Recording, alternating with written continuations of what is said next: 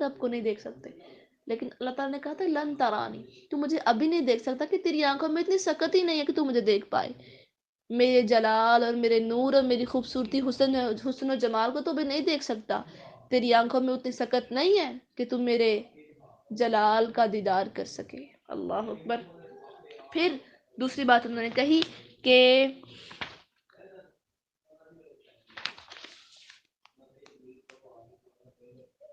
اللہ اکبر، پھر جو شخص کہے کہ اللہ کے نبی وہ جانتے ہیں جو کل ہوگا، تو پھر اس نے بھی جھوٹ کہا۔ تو پھر اچھا، تو یہ جو پچھلی بات ہے نا کہ اللہ کے نبی نے اللہ اپنے رب کو دیکھا ہے، تو اس بات کا جب انہوں نے جواب دیا نا کہ وہ شخص جھوٹ کہتا، تو انہوں نے اس بات کے جواب میں سورۃ انعام کی 103 آیت نمبر اور سورۃ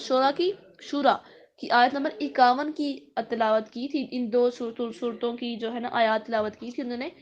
اور جب یہ بات کی کہ اللہ کے نبی جو جانتے ہیں کہ وہ کل کیا ہوگا، تو انہوں نے کہا کہ وہ یقیناً جھوٹ کہتا ہے، تو پھر انہوں نے سورۃ لقمان کی آیت نمبر آخر جو ہم پڑھ رہے ہیں 34 نمبر یہ فرمائی کہ جو ہے اللہ کے نبی جانتے ہیں کہ کل کیا ہوگا، اور پھر آخر میں جو ہے انہوں نے یہ بات کی کہ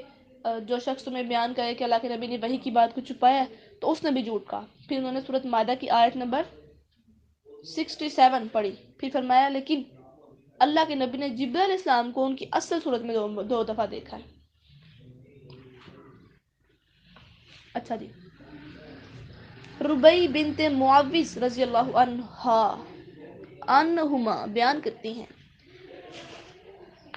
جس رات میں رخصتی ہوئی اس کی صبح اللہ کے نبی میرے پاس آئے اور میرے بستر پر بیٹھ گئے جہاں تم بیٹھے ہو۔ اب اس کا مطلب یہ نہیں کہ اللہ کے نبی نعوذ باللہ استغفر اللہ ربی من کل ذنب کہ وہ جہاں پہ دل کرتا بیٹھ جاتے، بلکہ بیٹیوں کی طرح ایک امیر کی طرح اس کے پاس گئے کہ، اور میرے خیال سے ان کا کچھ آپس میں رشتہ داری بھی تھی، اس لیے اللہ کے نبی گئے اور ان کے پاس جا کے بیٹھے، تو جہاں پہ ان کے بستر میں بیٹھ گئے، بستر پر، تو جہاں پہ اس وقت تم بیٹھے ہو، اور کچھ لڑکیاں دف بجا کر، مطلب وہ کسی کو بتا رہی ہیں کہ جہاں پہ تم اس وقت بیٹھے ہو نا یہیں پہ اللہ کے نبی بیٹھے تھے، اور کچھ لڑکیاں دف بجا کر نا اپنے ابا کے متعلق شعر پڑھ رہی تھی جو بدر میں شہید ہوئے تھے، یہاں تک ایک لڑکی نے کہا کہ ہاں، اور ہم میں وہ نبی ہے جو وفینا نبی، خیر مجھے تھوڑا سا نہیں عربی یاد، کہ ہم میں ایک نبی ہے جو کل ہونے والی بات کو جانتے، تو اللہ کے نبی نے کہا کہ اس طرح مت کہو بلکہ وہی کہتی رہو جو پہلے کہہ رہی تھی، یعنی اس سے مراد ہوا کہ اللہ کے نبی کو علم نہیں ہے۔ پھر آگے آتا ہے کہ وما تدری نفس بأی ارض تموت،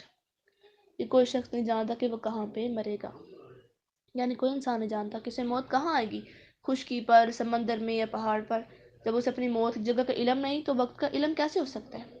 عبداللہ بن مسعود رضی اللہ عنہ سے روایت ہے کہ نبی علیہ السلام نے فرمایا اذا كان اجل احدكم بارض اوصبته اليها الحاجه فاذا بلغ اقصى اثره قبضه الله سبحانه فتقول الارض يوم القيامه ربي هذا ما استودعتني۔ ابن ماجہ کی روایت ہے کہ جب تم میں سے کسی شخص کی موت کسی زمین میں طے ہو تو کوئی ضرورت اسے چھلانگ لگوا کر وہاں پہنچا دیتی ہے، پھر جب وہ اس جگہ پہنچتا ہے جہاں اس کے قدم کا آخری نشان ہوتا ہے تو اللہ تعالیٰ اسے وہیں بھی قبض کروا لیتے ہیں۔ چنانچہ زمین قیامت کے دن کہے گی اے میرے رب، یہ ہے وہ امانت جو تو نے میرے پاس رکھی تھی۔ اللہ، یعنی اللہ تعالیٰ کا علم ان 5 چیزوں کے ساتھ ہی خاص نہیں بلکہ ہر وہ چیز کا علم رکھنے والا ہے،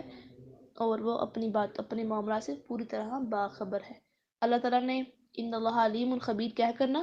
ہر بات کی طے بٹھا دی ہے، خلاصہ بیان کر دیا ہے کہ اللہ صرف 5 چیزوں کا علم نہیں رکھتے،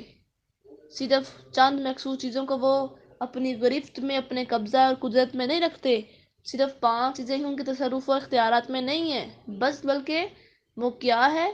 علیم خبیر ہے، علیم بھی ہے اور خبر رکھنے والا بھی ہے، ہر چیز کو جاننے والا ہے اور ہر چیز پر مکمل خبر رکھنے والا ہے۔